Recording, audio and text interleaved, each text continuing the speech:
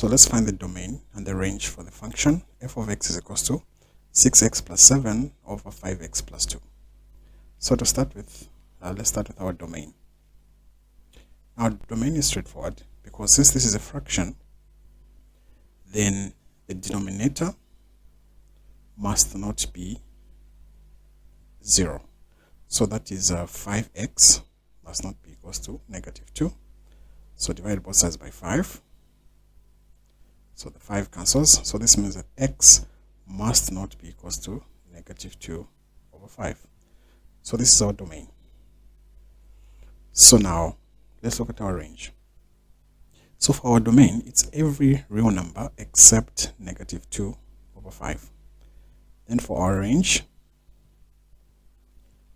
we're going to say let the function be written as y is equals to 6x plus 7 divided by 5x plus 2.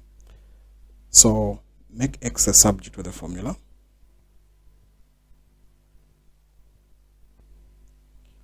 So that will be 5x plus 2 times y, because here I cross multiplied.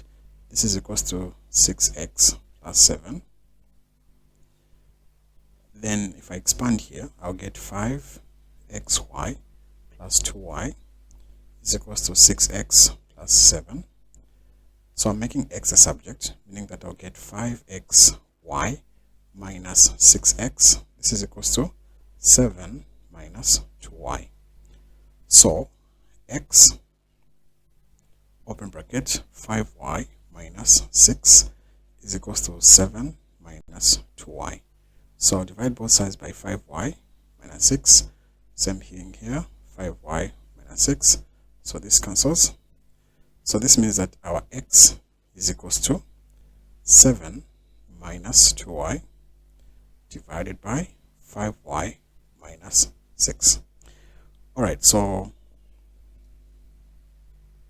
for this denominator that we have, the range will be such that the denominator should not be equal to 0, just like we did for the domain.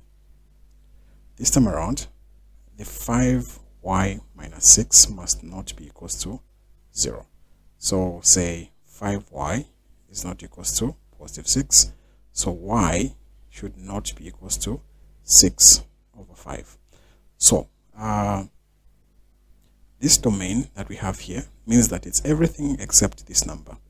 So if we want to write this in terms of a set, we can write the domain as from negative infinity all the way up to this number, 2 over 5, and it's not included, union, starting from 2 over 5, which is not included, all the way up to positive infinity. So you can present it like this. Also, for our range, you can do the same thing. We'll say from negative infinity all the way up to the number 6 over 5, not included, union, 6 over 5, not included, all the way up to positive infinity.